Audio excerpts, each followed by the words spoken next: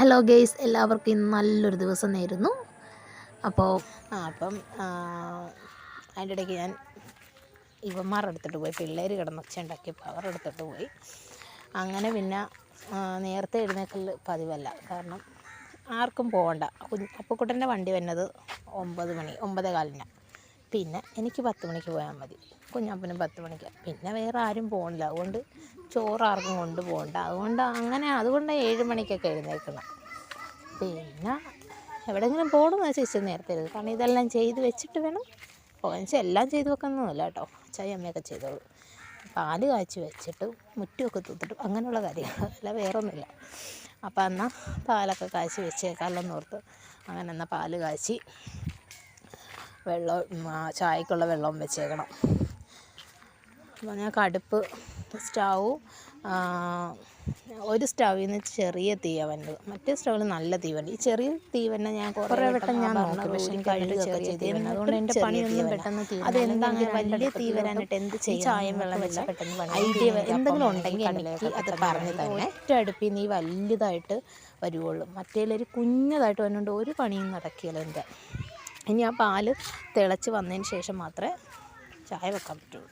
അപ്പോൾ ഇന്ന് രാവിലെ അപ്പവും കടലക്കറിയും വെക്കാമെന്ന്. ഇന്നലെ കടല വെള്ളത്തിൽ ഇട്ടായിരുന്നു, അപ്പം അരച്ച് വെച്ചു. അപ്പോൾ വാവായതുകൊണ്ട് ചേച്ചിയൊക്കെ വരും. അപ്പം തലേ ദിവസം മിക്കതും ഞാൻ ചെയ്ത് വെച്ചു. മോരും കാച്ചി, പിന്നെ മാങ്ങാച്ചറും വെച്ചു, കേരക്കറിയും വെച്ചിട്ടുണ്ടായിരുന്നു. അപ്പോൾ രാവിലെ ആകുമ്പോൾ പിന്നെ മനീഷേട്ടൻ ഇറച്ചി കൊണ്ടുവരും, അത് ചെയ്ത് പിന്നെ എന്തെങ്കിലും തോരൻ എന്തെങ്കിലും വെച്ചാൽ മതി. പണി പെട്ടെന്ന് എളുപ്പമാക്കാൻ വേണ്ടിയാണ് തലേ ദിവസം ഇത്ര കാര്യം ചെയ്ത് വെച്ചത്.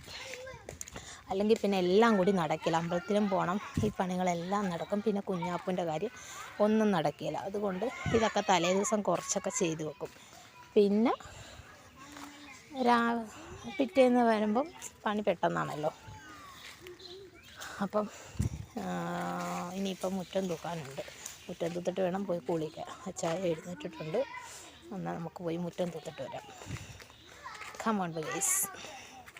മുറ്റം തൂക്കണം വലിയൊരു ടാസ്ക്കാണ് കേട്ടോ, കാരണം വെള്ളം പൊക്കമായിരുന്നു. നമുക്ക് കണ്ടായിരുന്നല്ലോ, എൻ്റെ ഒരു വീഡിയോയിലുണ്ടായിരുന്നു.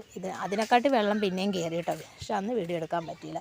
വെള്ളപ്പൊക്കം ആയതുകൊണ്ട് ഫുള്ള് ചെളിയാണ്. അങ്ങനെ കുറേ ഇലകളൊക്കെ വന്ന് ഇങ്ങനെ പതിഞ്ഞിരുന്നിട്ട് ഇലയൊന്നും വരികയില്ല. പിന്നെ ഫുള്ള് പുല്ലൊക്കെ ചീഞ്ഞ മണവും, അങ്ങനെ ഭയങ്കര ഒരു ബുദ്ധിമുട്ടാണ് മുറ്റം തൂക്കുന്നതെന്ന് പറയണത്.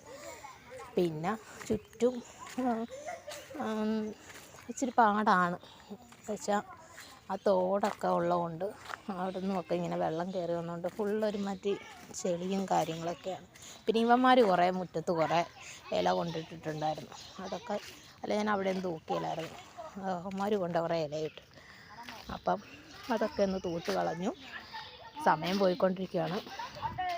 അപ്പോഴേക്കും ഈ വീഡിയോ എല്ലാം എടുക്കാൻ പറ്റില്ല, കാരണം വീഡിയോ എടുക്കാൻ നിന്നാൽ സമയം ഒന്നും കൂടി പോകും. അതുകൊണ്ട് പല കാര്യങ്ങളും ഞാൻ ഇതിൽ വീഡിയോ ഉൾപ്പെടുത്തിയിട്ടില്ല കേട്ടോ.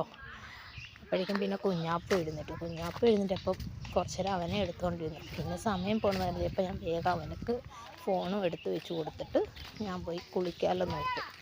അങ്ങനെ പിന്നെ കുളിച്ചിട്ടൊക്കെ വന്ന് ഒരുങ്ങി. അപ്പോഴേക്കും കുഞ്ഞാപ്പ് ചോദിക്കേണ്ട അമ്മ എവിടെ പോകാൻ? ഞാൻ പറഞ്ഞു അച്ചായും കൊണ്ട് ഹോസ്പിറ്റലിൽ പോകാമെന്ന് പറഞ്ഞു. അല്ലെങ്കിൽ അവനും വന്നെ, അവൻ കിടന്ന് കരയാണ്. ഹോസ്പിറ്റലിൽ പോകണമെന്ന് കേൾക്കുമ്പോൾ ആൾ വരികയില്ല, കുത്തിവെക്കുമെന്ന് പേടിച്ച് അവന് മടിയാണ്. അതുകൊണ്ട് പിന്നെ പോയിട്ട് വരാമെന്നും പറഞ്ഞ് അവനോട് യാത്രയും പറഞ്ഞിറങ്ങി. അവനപ്പം ഏതാണ്ട് നാണം കുണിങ്ങളെപ്പോലെ അവിടെ മുറ്റത്തിപ്പോയി. പിന്നെ അമ്പലത്തിലോട്ട് ചെന്നു. അമ്പലത്തിൽ ചെന്ന് ഫുള്ള് തിരക്കാണ് കേട്ടോ, നല്ല തിരക്കുണ്ട് അമ്പലത്തിൽ, കണ്ടോ. പിന്നെ ബാവിൻ്റെ രസീത് എഴുതിച്ചു. അപ്പം ബലിയിട്ട് കഴിഞ്ഞിട്ട് പിന്നെ ക്ഷേത്രത്തിനകത്ത് കയറ്റിയില്ല. അപ്പോൾ അതുകൊണ്ട് ഞാൻ അച്ചായോട് പറഞ്ഞു നമുക്ക് തൊഴുതിട്ട് പോയി ബലിയിടാമെന്ന് പറഞ്ഞു. അങ്ങനെ എൻ്റെ തൊഴുതിട്ട് പോയി ബലിയിട്ടു. അച്ചായി ബലിയിടുന്ന താമസമുണ്ട് കേട്ടോ, കാരണം അവിടെ ഭയങ്കര ക്യൂ ആണ്. പിന്നെ അപ്പുറത്ത് ഉപ്പുമാവും പപ്പടവും പഴവും കൊടുക്കുന്നതിൻ്റെ തിരക്ക് വേറെ. പിന്നെ ബലിയിട്ട് കഴിഞ്ഞിട്ട് വേണം അത് വന്ന് കഴിക്കാൻ. അപ്പം പിന്നെ കുറേ നേരം അവിടെ മാറി നിന്നു കേട്ടോ, ബലിയിടട്ടെന്ന് ഓർത്തു. ബലിയിടുന്നിടത്തും തിരക്കാണ്. വേറെ സെക്ഷൻ കയറിയിരിക്കുന്നുണ്ട്, അത് കഴിഞ്ഞിട്ടേ നമ്മളെ കയറ്റുള്ളൂ. അതുകൊണ്ട് ആ സെക്ഷൻ കയറാൻ വേണ്ടി കുറച്ച് നേരം അവിടെയും വെയിറ്റ് ചെയ്തു കേട്ടോ. പിന്നെ ബലിയിട്ടു, അച്ചായ അവിടെ ബലിയിടുന്നുണ്ട്. പിന്നെ ഞാൻ അവിടെയൊക്കെ ചുമ്മാതെ പോസ്റ്റായിപ്പോയി, കാരണം അത്രയും നേരം ഞാൻ അവിടെ പോയി കുറേ നേരം വീഡിയോസൊക്കെ എടുത്തു, ഇങ്ങനെ കുറേ ഫോട്ടോസൊക്കെ എടുത്തു. പിന്നെ പരിചയമുള്ളവരൊക്കെ ഉണ്ടായിരുന്നു. നമ്മുടെ അടുത്ത പാറയ്ക്കലാട്ടോ, ഗണപതിക്കൽ ക്ഷേത്രമാണ്. ഞാൻ ഒരു വട്ടമേ പോയിട്ടുള്ളൂ, ഇപ്പോൾ രണ്ടാമത്തെ വട്ടം പോകുന്നത്. അടുത്താന്ന് പറഞ്ഞിട്ട് കാര്യമില്ല, ഞാൻ പോയിട്ടില്ല അവിടെയൊന്നും. പിന്നെ നമ്മുടെ ഒരു ആൾ തന്നെ ഇവിടെ ഇത് ചെയ്യുന്നത്, ഷാജി ശൈലൻ. പിന്നെ നല്ല ഒഴുക്കുണ്ട് കേട്ടോ പുഴയിലൊക്കെ, നല്ല ഒഴുക്കുണ്ട്. പിന്നെ ഞാൻ അവിടെ കുറേ നേരമൊക്കെ നടന്നു. പിന്നെ ഞാനൊരു പുഷ്പാഞ്ജലി കഴിച്ചാൽ അത് കിട്ടിയിട്ടില്ലായിരുന്നു. പിന്നെ ഞാൻ അതൊക്കെ പോയി മേടിച്ചു.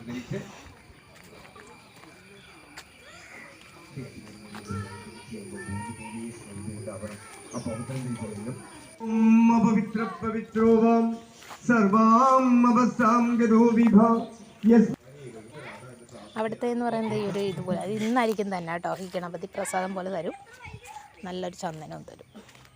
അപ്പം തന്നെ ഗണപതി പ്രസാദം തിന്നു, കാരണം എനിക്ക് വിശന്നിട്ട് മേലായിരുന്നു.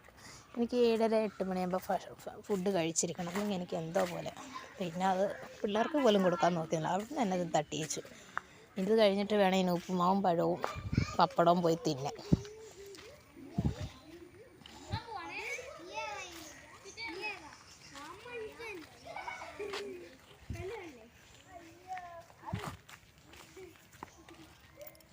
അങ്ങനെ അത് തീരാൻ പോവാണ്. അവരിനി അത് ആ പുഴയിലോട്ട് എറിഞ്ഞ് ഞങ്ങളെന്നാൽ പോയി ഫുഡ് കഴിക്കാമെന്നും പറഞ്ഞ് ഞാൻ അച്ചായിയും കൊണ്ട് വേഗം അങ്ങോട്ടേക്കാണ് തിരിച്ചു പോകുന്നത്.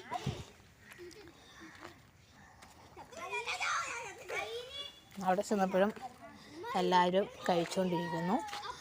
പിന്നെ ഞങ്ങൾ പോയി അവിടെ ക്യൂ നിന്നു. ഉപ്പുമാവാണ്, ഭയങ്കര ഉപ്പും, പഴമാണ്, പഴുത്തിട്ടുമില്ല. അപ്പം ഓക്കെ ഗേയ്സ്, എല്ലാവർക്കും ഇന്നത്തെ വീഡിയോ ഇഷ്ടമായെന്ന് വിചാരിക്കുന്നു. Okay bye. അപ്പം എല്ലാവരും എൻ്റെ കൂടെ എല്ലാ സപ്പോർട്ടും ഉണ്ടാകണം. പിന്നെ എല്ലാവരും വീഡിയോ കാണുന്നുണ്ട്, പക്ഷേ ആരും സബ്സ്ക്രൈബ് ചെയ്യുന്നില്ല കേട്ടോ. എനിക്കത് ഭയങ്കര സങ്കടമുണ്ട്. നിങ്ങളുടെയൊക്കെ സപ്പോർട്ട് ഉണ്ടെങ്കിൽ മാത്രമേ എനിക്ക് മുന്നോട്ട് ഇനിയും വീഡിയോ ചെയ്യാൻ പറ്റുള്ളൂ.